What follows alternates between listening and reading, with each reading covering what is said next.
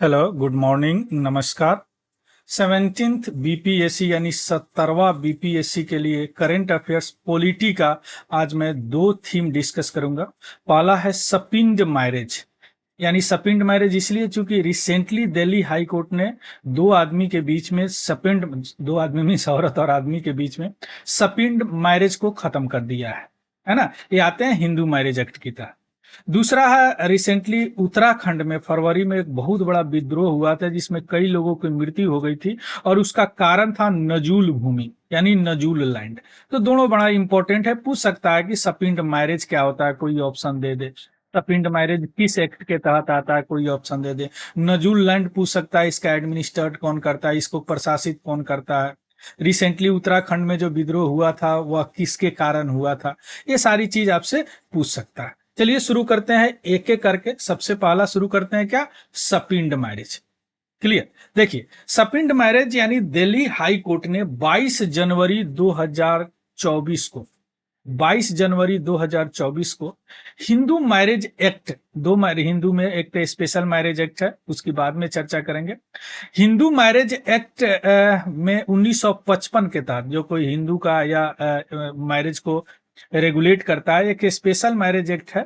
उसमें क्या होता है कि वह राज्य सैंक्शन करता है और इसमें क्या होता है, धर्म सैंक्शन करता है ना। तो हिंदू मैरिज एक्ट 1955 का एक सेक्शन है, सेक्शन 5 भी, 5 है ना।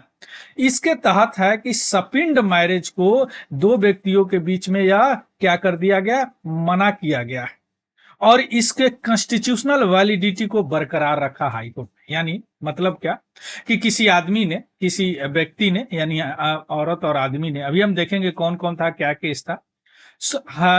हाई कोर्ट पहुंचे, है ना। हाई कोर्ट में बोले कि यह सपिंड मैरिज का जो कॉन्स्टिट्यूलिटी है, यानी संवैधानिकता है इसकी, है ना, उसको खत्म किया जाए, यानी सपिंड मैरिज को अलाउ किया जाए सीधी शब्दों में। लेकिन दिल्ली हाई कोर्ट ने इसको लागू रखा, यानी किसी भी दो व्यक्ति के बीच में अगर सपिंड मैरिज है तो अभी भी खत्म हो सकता है। यानी चुनौती को खारिज कर दिया गया, संवैधानिकता की चुनौती को, और दो हिंदुओं के बीच में रोक लगा दिया गया। हिंदू मैरिज एक्ट है, शुरू में बताया हिंदू मैरिज एक्ट धर्म सैंक्शन करता है, स्पेशल मैरिज एक्ट जो है उसमें स्टेट सैंक्शन करता है ना। क्लियर। अब यह जो एक महिला थी, जो कि एक महिला जो पटिशन फाइल की दिल्ली हाई कोर्ट में, उससे पहले क्या होता था, एक पुरुष और एक मेल और फीमेल में शादी हुआ। मेल शादी के बाद में इन्होंने पाया कि भैया यह तो सपिंड मैरिज है, तो उन्होंने क्या किया कि इस मैरिज को लोअर कोर्ट से समाप्त करवा दिया। बाद में यह जो फीमेल था पहुंच गया हाई कोर्ट, बोला कि नहीं भाई, हाई कोर्ट में चैलेंज करेंगे, जमाना 2024 है, क्या सपिंड मैरिज कर बोल रहे हैं। दिल्ली हाई कोर्ट ने भी इसको बरकरार रखा, यानी दोनों का शादी खत्म हो गया, है ना। और दिल्ली हाई कोर्ट ने इसको बोला शादी को एक इंसेसियस्ट शादी, इंसेस्टुअस शादी मीन्स एक अनैतिक शादी, शादी के एक अनाचार पूर्ण शादी, यानी घर में ही शादी हो गया, है ना। अब हम आते हैं, ये तो सुन लिए केस हो गया। अब हम आते हैं कि एक्चुअली सपिंड मैरिज होता क्या है। देखिए, सपिंड मैरिज कोई दो इंडिविजुअल के बीच में सपिंड मैरिज तब माना जाता है जब उनका एक सर्टेन डिग्री पर क्लोजनेस हो, माने एक निश्चित सीमा पे क्लोजनेस हो। अब निश्चित सीमा इस सेक्शन में डिफाइंड किया गया है और उस सीमा से अगर क्लोजनेस हो तो वह एक दूसरे से संबंधित माने जाते हैं, यानी भाई बहन हो गए या कोई संबंधित हो गए और संबंधी में शादी नहीं होता, है ना। हिंदू मैरिज एक्ट यानी HMA में सपिंड संबंधों के अधिनियम धारा 3 में परिभाषित किया गया है। अभी धारा 3 में परिभाषित, उतना कॉम्प्लिकेटेड परिभाषा में मत जाइए, क्या है थोड़ा सा मैं बता देता हूं, आप समझ जाएंगे। इसमें बताया गया है कि सपिंड मैरिज हुआ है जब फादर के साइड से, ध्यान दीजिएगा, फादर के साइड से 5 जनरेशन, आ रहा बात समझ में, फादर के साइड से 5 जनरेशन, 1 2 3 4 5 जनरेशन, और मदर के साइड से 3 जनरेशन में शादी सपिंड कहा जाता है। या धारा में बताया गया है। यानी फादर के जनरेशन से, फादर के लीने से 5 जनरेशन और मदर के लीने से कितना, 3 जनरेशन में शादी करेंगे तो सपिंड माना जाएगा अंडर द HMA यानी हिंदू मैरिज एक्ट के तहत, और वह शादी खत्म हो जाएगा। थोड़ा सा पिक्चर से देख लीजिए, ऐसा है। अगर कोई ही और सी है ना, तो मदर के जनरेशन देखिए 3 जनरेशन और फादर के जनरेशन से 5 जनरेशन के अंतर्गत वह शादी नहीं कर सकते। इसको सपिंड माना जाएगा। क्या माना जाएगा? सपिंड माना जाएगा। और कोर्ट के तहत, इस एक्ट के तहत यानी हिंदू मैरिज एक्ट के तहत अपने आप वो खत्म हो जाएगा। क्लियर? अपने आप क्या हो जाएगा? वो खत्म हो जाएगा। थोड़ा सा और देख लीजिए, देखिए ऐसा है। फर्स्ट जनरेशन क्या हो गया? Son daughter.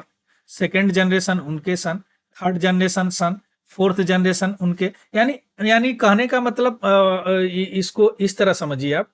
यानी अगर मदर साइड की बात करें, अगर मदर साइड की बात करें तो इंडिविजुअल कैन नॉट मैरी, कोई आदमी शादी नहीं कर सकता उनके सिबलिंग से यानी फर्स्ट जनरेशन, उनके पेरेंट में यानी सेकेंड जनरेशन, उनके ग्रैंड पेरेंट थर्ड जनरेशन, है ना?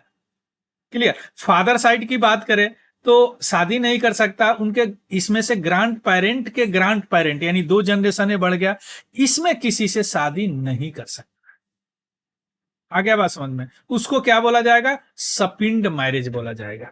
और यह सपिंड मैरिज जो है यह सेक्शन 5 के अंतर्गत यानी सेक्शन 5 हिंदू मैरिज एक्ट के उल्लंघन करता है, और ऐसे शादी को शून्य घोषित कर दिया जाएगा, है ना? लेकिन इसमें एक कंडीशन है। कंडीशन क्या है कि अगर कोई रीति या प्रथा कोई स्टैब्लिश्ड है किसी ग्रुप में, तब यह एक्ट या अब यह सेक्शन लागू नहीं होता। तो महिला इसी सेक्शन को लेके पहुंची थी कि एक प्रथा के तहत अलाउ कर दिया जाए, लेकिन कोर्ट ने पाया कि आप यहाँ तो कोई प्रथा ही नहीं है। जैसे बहुत लोग होते हैं SC ST वगैरह में एक प्रथा होता है, तो उसमें अलाउ किया गया है, इसमें एक्सेप्शन है। अब यहाँ पे सवाल उठता है कि क्या, अब प्रथा वाली बात आ गई, तो क्या कोई एक्सेप्शन यानी अपवाद है सपिंड मैरिज का?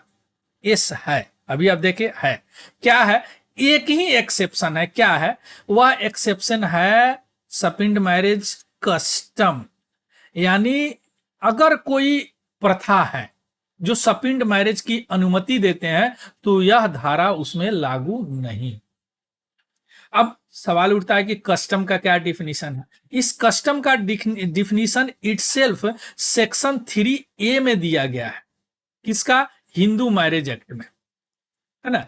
अब उसमें बताया गया है कि अगर कोई प्रथा है जो लॉन्ग टाइम से चल रहा है, नॉर्मली आदिवासी और SC ST वगैरह में होते हैं, कि वह सपिंड मैरिज करते हैं यानी फादर के 5th जनरेशन, मदर के 3 जनरेशन के अंतर्गत, तो वह अलाउ होगा, है ना? यानी यह अलाउ होगा अंडर द HMA। क्लियर? लेकिन उसका कुछ कंडीशन भी दिया गया है, वह कंडीशन फुलफिल होना चाहिए, अदरवाइज सपिंड मैरिज क्या होगा? खत्म हो जाएगा। अब सवाल उठ रहा है कि सर सपिंड मैरिज हो गया, ये सारे चीज हो गया, तो वह जो केस गया था हाई कोर्ट में, वह केस क्या था? देखिए, एक महिला और एक पुरुष का शादी हुआ 2007 में। ठीक, शादी होने के बाद हस्बैंड को पता चला कि भैया हम तो यह सपिंड में शादी कर लिए हैं, तो उन्होंने कोर्ट गया, लोकल कोर्ट में। कोर्ट ने क्या किया कि उसके शादी को खत्म कर दिया, है ना? उसके बाद में उसकी जो क्या बोलते हैं, जो महिला थी यानी उनके जो वाइफ थी, वो पहुंच गई कहाँ? दिल्ली हाई कोर्ट में। यह शादी खत्म हो गया अक्टूबर 2023 में, है ना? अब वो पहुंची कि भैया यह कस्टम के तहत इसको अलाउ किया जा, चुकी वो पढ़ी होगी, उसमें दिखा होगा कि यहाँ प्रथा के तहत। लेकिन दिल्ली हाई कोर्ट ने बोला कि नहीं, आप में कोई कस्टम आई नहीं, आपका शादी शून्य घोषित किया जाता है, अमान्य घोषित किया जाता है। क्लियर? अब इसमें उन्होंने ये भी दलील दिया कि यह आर्टिकल 14 के तहत, आर्टिकल 14 के तहत जो समानता का अधिकार है उसका उल्लंघन है। फिर हाई कोर्ट ने जवाब दिया कि नहीं, सपिंड मैरिज जब तक कोई कस्टम के तहत स्टैब्लिश्ड रूप से नहीं हो, तब तक आर्टिकल 14 यानी 14 को भी वह वायलेट नहीं करता है। क्लियर। उन्होंने ये भी किया कि हम लोग के कंसेंट से मैरिज हुआ है, हम लोग राजी से मैरिज किए हैं, फिर भी दिल्ली हाई कोर्ट ने इस शादी को क्या घोषित कर दिया, शून्य घोषित कर दिया। अब सवाल उठता है कि ये तो इंडिया की बात हो गई, क्या और किसी कंट्री में इस तरह का सपिंड मैरिज है, इस तरह का सपिंड मैरिज का को अमान्य घोषित किया जाता है? कुछ हद तक, कुछ हद तक बहुत सारे यूरोपियन कंट्री में है, लेकिन फिर भी इतना इंडिया जैसा स्टिजेंट नहीं है, यानी तुलना में कम कठोर है। जबकि फ्रांस में पहले था, लेकिन उसको भी हटा दिया गया, इंसेस्ट यानी अपने में शादी कर लेना। इटालियन लॉ यानी इतालवी लॉ में भी यह केवल अपराध तब होगा जब यह किसी पब्लिक स्कैंडल बन जाए, यानी सार्वजनिक घोटाले का कारण बन जाए, वो कोई स्कैंडल बन जाए। यहाँ पे स्कैंडल का घोटाला नहीं होगा, है ना, बन जाए तब यह अपराध होगा। लेकिन मोटा मोटी ये कह सकते हैं कि इंडिया इतना स्टिजेंट कठोर कहीं नहीं है। इसके अलावा आप वो रिपब्लिक ऑफ आयरलैंड की बात करें तो उसमें भी सेम सेक्स मैरिज अलाउ है 2015 में, है ना, 2015 से अलाउ है। यूनाइटेड स्टेट की बात करें तो बहुत सारे ऐसे उनके स्टेट है, चूंकि उनके 50 स्टेट है जिसमें इस तरह का मैरिज को प्रोहिबिटेड नहीं किया गया, यानी रोका नहीं गया है। केवल दो छोड़ के, एक न्यू जर्सी है और एक रोडे आइलैंड है, यानी मोटा मोटी इतना कठोर नहीं है कहीं। क्लियर। तो यह सपिंड मैरिज हो गया। अब हम आते हैं, दूसरा क्या था, नजूल लैंड। देखिए, नजूल लैंड की बात करें तो फरवरी, यानी अगर डेट बोले तो 8 फरवरी 2024 को उत्तराखंड के हल्द्वानी डिस्ट्रिक्ट में अचानक क्या हुआ, एक विरोध हुआ। बहुत बड़ा विरोध हो गया, आग उग लगाने लगे लोग, प्रोटेस्ट वगैरह शुरू कर दिए। इसका कारण क्या था? इसका कारण था कि वह जो गवर्नमेंट है वह नजूल लैंड पे बना हुआ मदरसा और मस्जिद को तोड़ रहा था, जिसके कारण यह विरोध हुआ। अब हम यहां समझेंगे कि एक्चुअली नजूल लैंड क्या होता है। अब हमको विरोध से कुछ लेना देना है। यह हल्द्वानी डिस्ट्रिक्ट में हिंसा भड़का था, जिसमें एक मस्जिद और मदरसे की साइट पर विध्वंसक अभियान चलाया, मैंने तोड़ा गया था, जिसमें 5 लोग मरे थे और कई घायल हुए थे। अब हम यहाँ पे समझना है, अब इसमें नहीं जाना क्यों हुआ, किसने क्या कहा। हमारे एग्जाम की बात है कि सबसे पहले कि नजूल लैंड क्या होता है ना, उसके बाद में इस लैंड को यूज कैसे करते हैं, इसके बाद में इस लैंड पे जो डेमोलेशन ड्राइव चला, यानी उसको हटाया गया मस्जिद और मदरसा को, वह क्यों हटाया गया, इसके पीछे कारण क्या था, नजूल लैंड को कौन प्रशासित करता है, और तीसरी सबसे इंपॉर्टेंट, नजूल लैंड आया कहां से इंडिया में। ये सारी चीज अभी हम देखेंगे, है ना। तो सबसे पहले नजूल लैंड है क्या, देखिए। नजूल लैंड तो गवर्नमेंट उसका मालिक होता है, नो डाउट, लेकिन डायरेक्टली उसको प्रशासित नहीं करता है गवर्नमेंट। वह स्टेट प्रॉपर्टी होता है, लेकिन गवर्नमेंट उसको डायरेक्टली प्रशासित नहीं करता है। नॉर्मली वह किसी इंटिटी को दे दिया जाता है, यानी किसी इकाई को दे दिया जाता है, और लीज पे, जो लीज होता है 15 साल से 99 साल के बीच में लीज होता है। अब अगर किसी वह लीज, अगर लीज खत्म हो गया तो गवर्नमेंट अगर चाहेगी तो फिर रीन्यू कर सकता है, या वह उससे अपना जो लैंड है वह ले सकता है ना।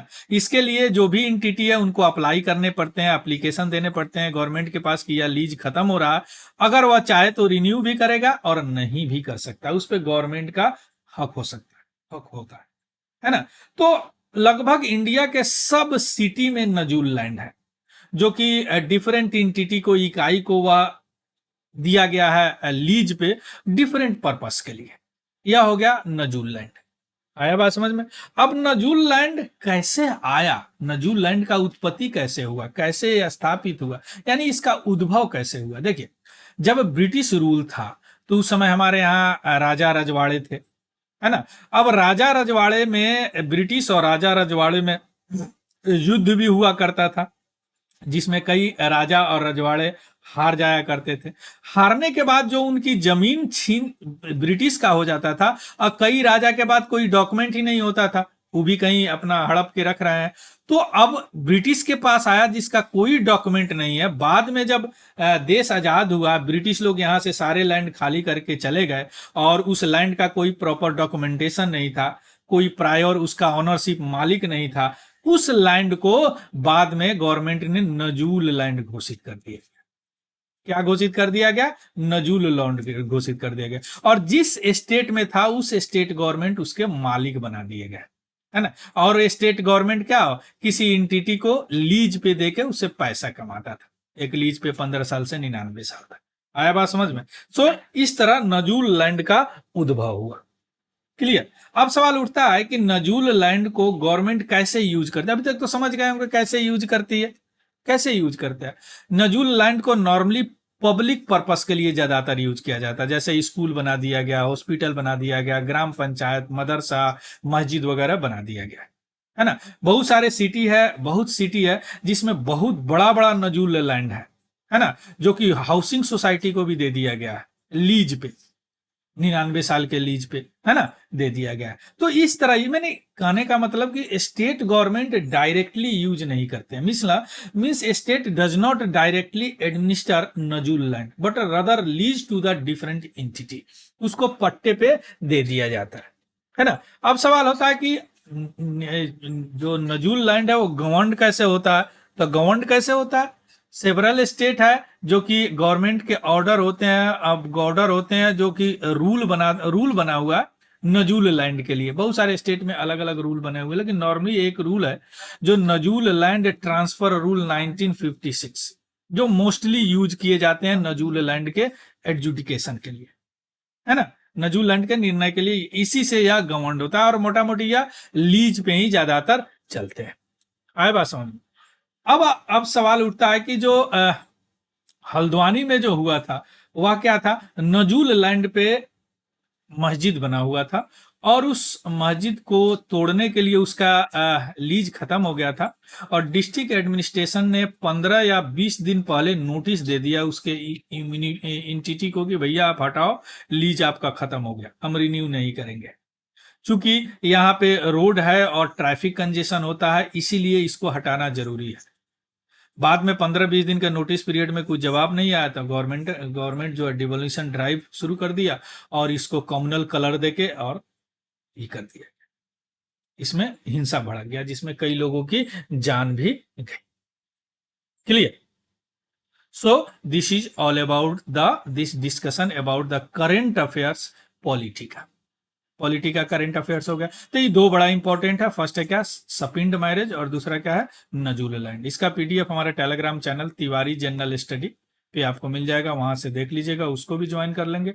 अगर इंफॉर्मेटिव लगा हो तो प्लीज लाइक शेयर सब्सक्राइब जरूर करेंगे। एनी डाउट तो आप कमेंट करके जरूर पूछेंगे। Clear. So thank you, have a good day and happy learning. Thank you very much.